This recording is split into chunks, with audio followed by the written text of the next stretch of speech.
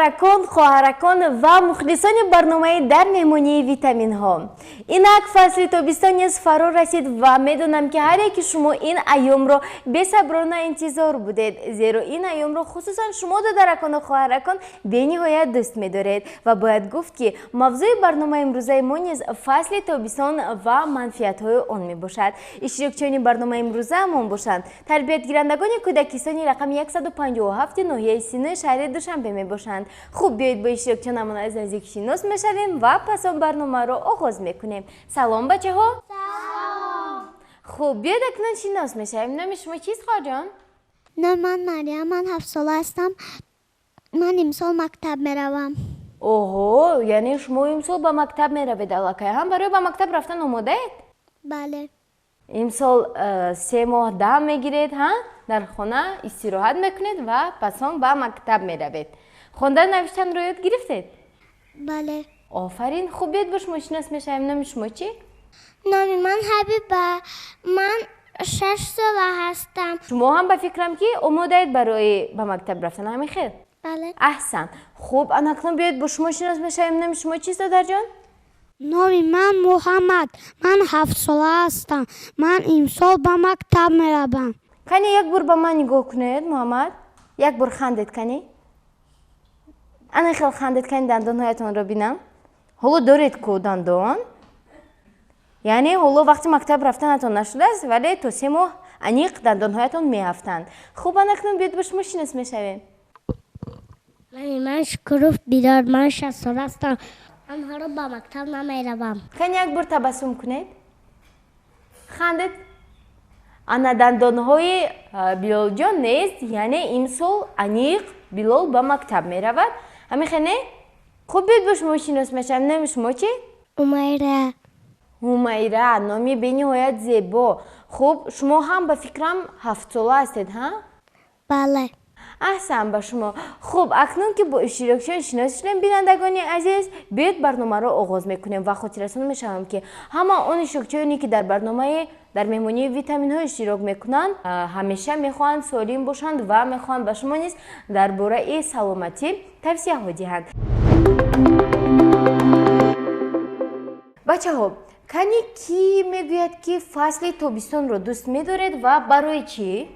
خوب کنی بیاید از شما آغاز میکنیم. بیلال، فصل تابستان را دوست میدارید؟ من فصل تابستان را دوست میدارم برای آنکه ما بسیارتر به کوچه میبریم. یعنی فصل تابستان را شما برای در کوچه بسیار گشتن و بازی کردن دوست میدارید ها؟ خیلی خوب. کنی دیگران چی فکر دارند؟ در فصل تابستان ما در باغچه‌مان در حوض آبازی میکنیم. برای همین این فصل را دوست میدارم. تشکر زیاد. خوب کنی دیگران برای چی دوست میدارن فصل تابستان را؟ در این فصل ما لباس‌های سبک میپوشیم. میوه‌های تازه تازه زیاد است. برای همین این فصل با من پسند است. بنیاد خوب قید کرده امیره، زیرا من هم این فصل رو خصوصا برای میوه و سبزیجات تر و تازه و لباس سبک دوست می‌دارم، زیرا ما می‌توانیم لباس‌های عادی رو بار کرده با کوچه بریم ها. از بالایش پالتو نپوشیم، کلاه نپوشیم. خوب انا آفرین. انا اکنون بیاید از شما پرسان میشم کنی فصل تابستان رو برای چی دوست می‌دارید؟ من تابستان رو برای تربوز دوست می‌دارم.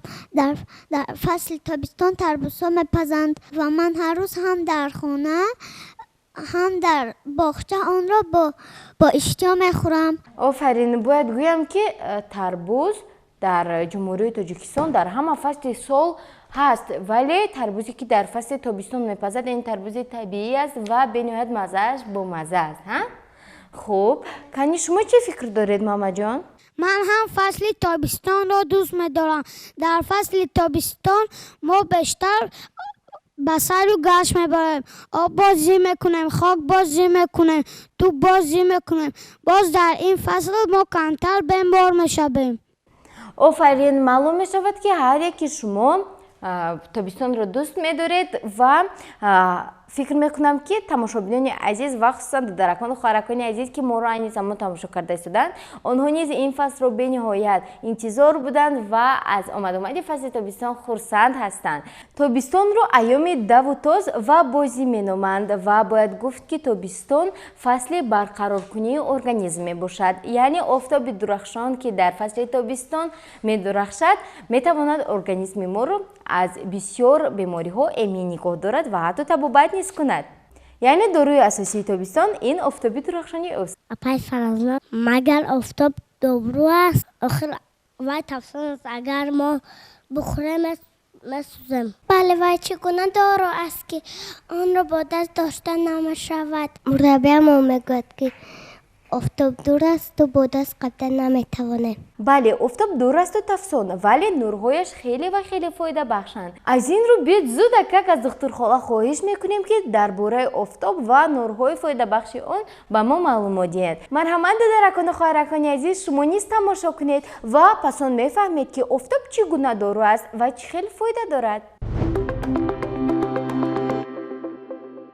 таъсири офтоб ба организми инсон ҳанӯз аз замонҳои қадим маълум буд. беҳуда нагуфтаанд ки ба ҳар ҷое офтоб кам назар мекунад, ба он ҷо духтур зиёдтар ташриф меорад. аз давраҳои қадим то имрӯз ба ҳар як нафаре ки саломатиаш заиф аст, ҳатман сайру гашт дар ҳавои тоза ва ваннаҳои офтобӣ тавсия дода мешавад. ваннаҳои офтобӣ гормони хушбахтӣ серотинро синтез менамояд ки он дар навбати худ сабаби баланд шудани либидо мегардад. сайру гашт дар ҳавои офтобӣ рӯҳи одамро болида намуда, нурҳои ултрабунавши он дар қабати болои пӯст витамини D-ро ҳосил мекунанд. табибон бар он ақидаанд ки нурҳои офтоб хусусияти антибактериявӣ доранд ва барои зудтар шифо ёфтани ҷароҳат мусоидат мекунанд. инчунин нурҳои офтоб мубодилаи моддаҳо ва гардиши хунро беҳтар менамоянд. ба ғайр аз ин, истироҳати дуруст дар ҳавои офтобӣ яке аз воситаҳои муолиҷаи бемории тарбот ҳисобида мешавад. яъне барои аз организм берун намудани намаки зиёдатӣ нурҳои офтоб нақши хеле муҳимро мебозанд. ба кӯдаконе ки масъулияти баданашон суст аст, духтурон тавсия медиҳанд ки дар қуми гарм бештар пойлӯч гашту гузор намоянд, зеро ин восита яке аз роҳҳои баланд намудани масъулияти бадан ба ҳисоб мерафтааст. аммо бояд қайд намуд ки сайру гашт дар ҳавои офтобӣ қоидаҳои худро дорад ва агар онро риоя накунем, ба ҷои фоида метавонем ба организми худ зарар орем. масалан, ба вақту соати сайру гашт бояд аҳамият дод.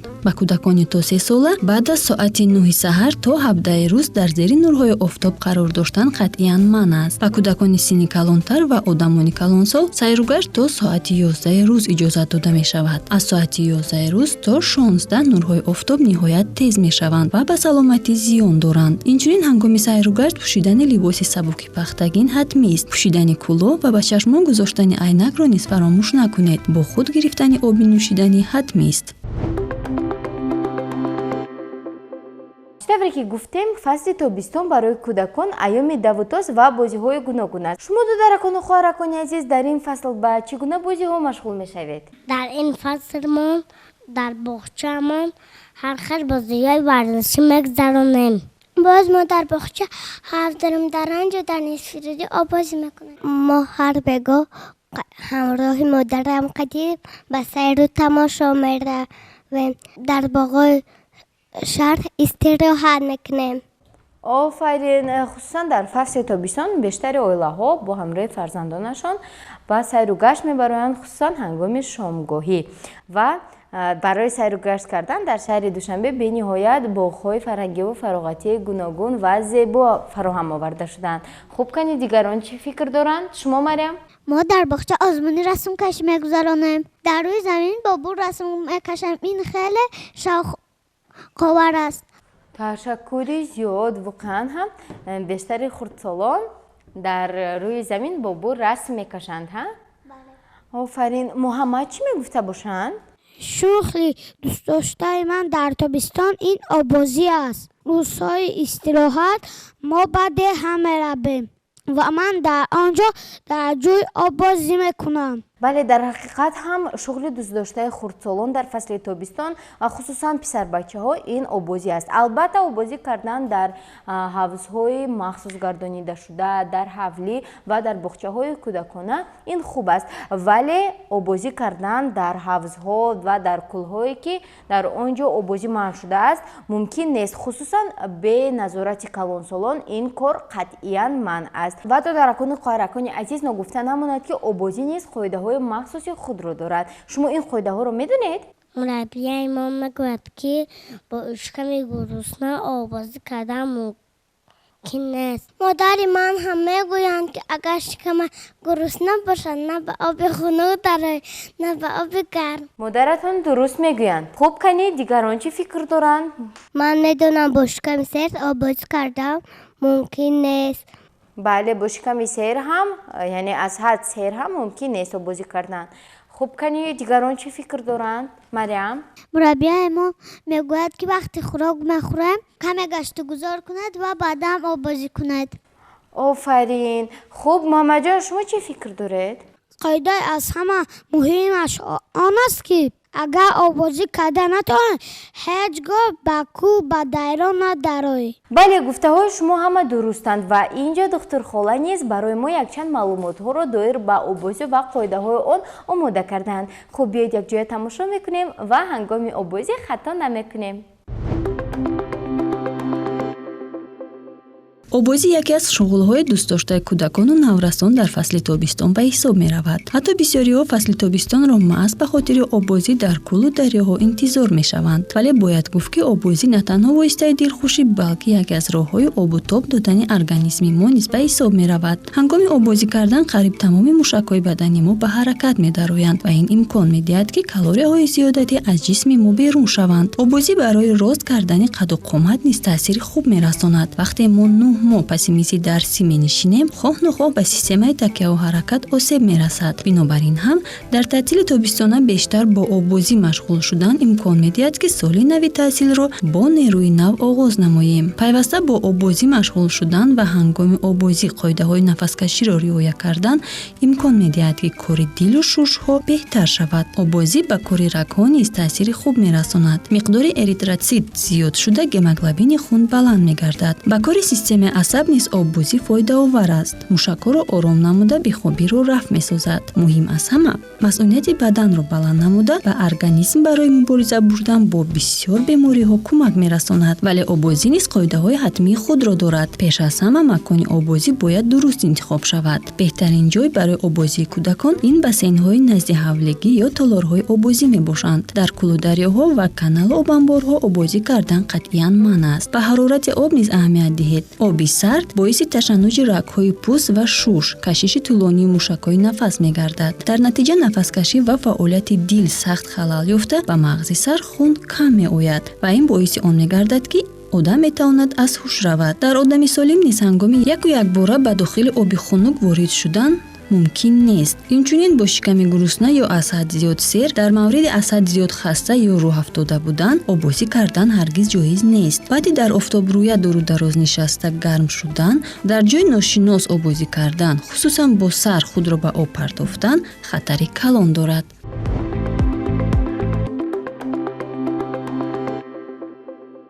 бачаҳо, кани ки кадом маълумотҳои навро пайдо кард? ман фаҳмидам ки бо сар дар об партохтан мумкин набудааст. яъне худро бо сар ба об партофтан мумкин нест, ҳа? аҳсан ба шумо. яъне шумо дигар ин корро такрор намекунед. кани дигарон чӣ фикр доранд?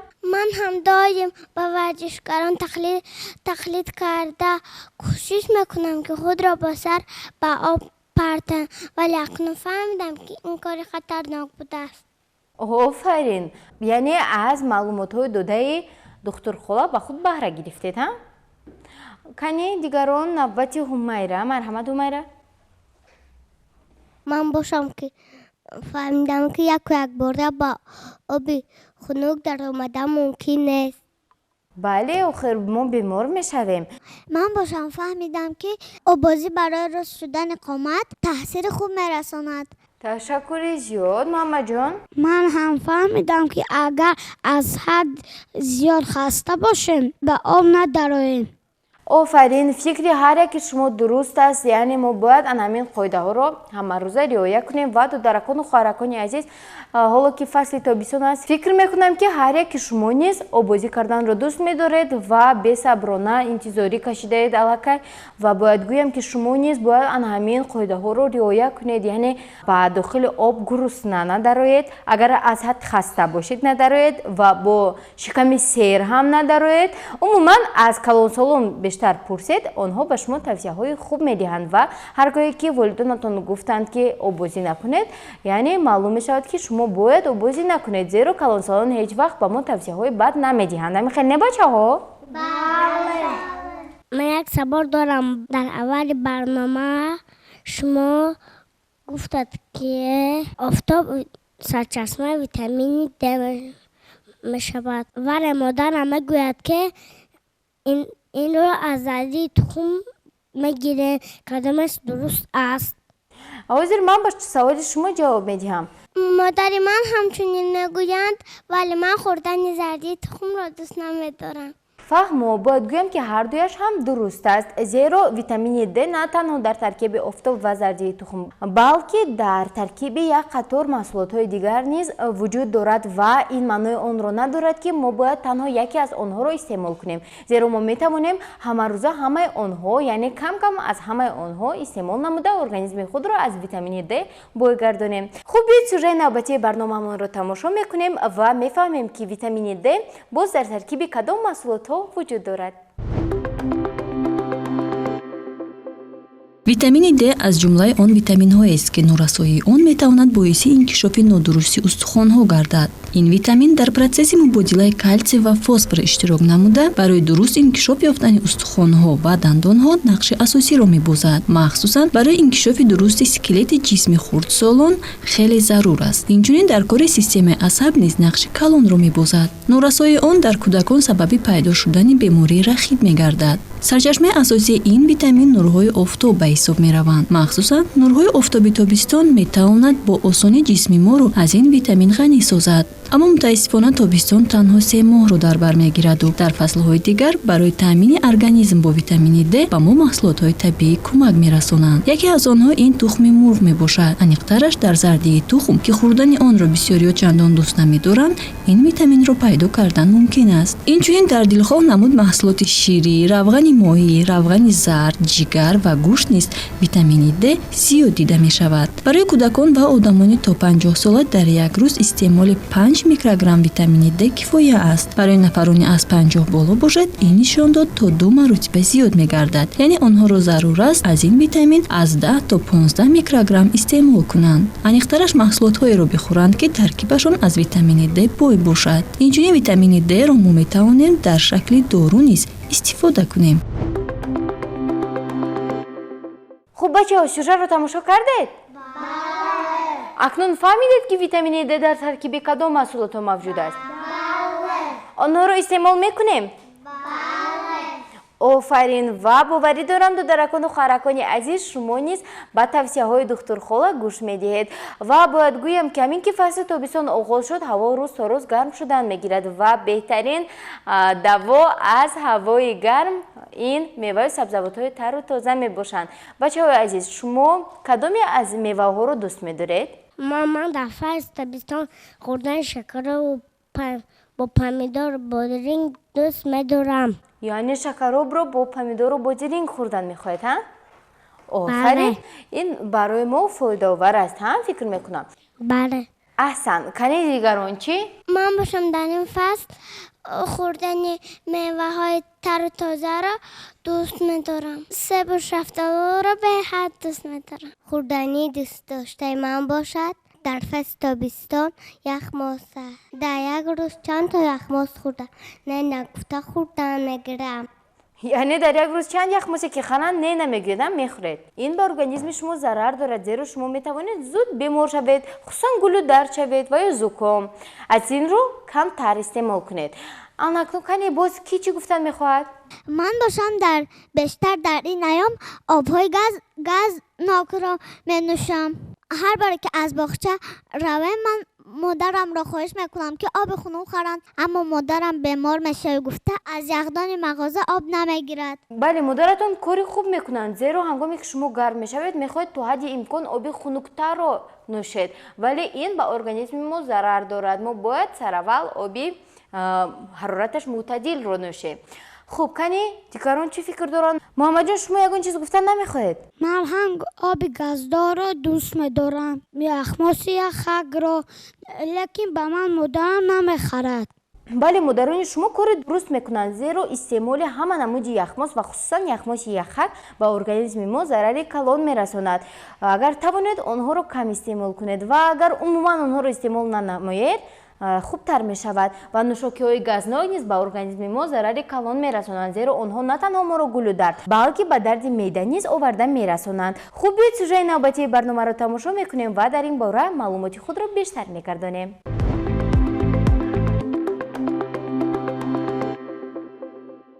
فصل تابستان رو به یخماس و نوشاکی‌های تشنه‌شکن مخصوصا نوشاکی‌های گازدار تصور کردن غیر امکان است. علل خصوص کودکان و نورسان این نمود خوردنی را زیاد دوست می‌دارند و کودکی را با خوردن ممکن نیست که در فصل تابستان به مغازه درآید و خواهش یخماس خوردن را نکند. طبیبان نیز استعمال یخماس را در ایام گرمی منع نمی‌کنند، اما ما باید به نمود و صفت آن اهمیت دهیم. هنگام خریدن یخماس ما باید باوری حاصل کنیم که آن از محصولات طبیعی آماده شده است. به غیر از این خوردن یخماس قاعده خود را دارد. آن را کلان گزیده یک بار فرو بردن ممکن نیست. در این حالت راههای نفس آسیب دیده، شمالخوری و ورم و سرخ شدن بدامک‌های گلوب به عمل می‌آیند. بنابراین هم از یخدان گرفتن یخماس بهتر است اگر آن را کمی در هوای بیرون نگاه دارید. هنگام از حد زیاد تفسان بودن ارگانیسم نیز استعمال کردن یخماس جایز نیست. از استعمال یخماس‌هایی که از آب و هر گونه رنگ و خوشبویی‌های شیمیایی آماده می‌شوند تماماً دست کشید. آنها نه تنها باعث شمالخوری راه‌های نفس می‌گردند، اینچنین به معده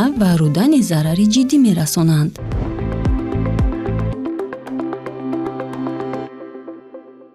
بچه‌های عزیز فکر میکنم که پس از تماشای این سوژه شما دیگر از گفته های مادرتون بیرون نمیبرید. یخماس و نوشاکی های گازناک رو کمتر استفاده میبرید.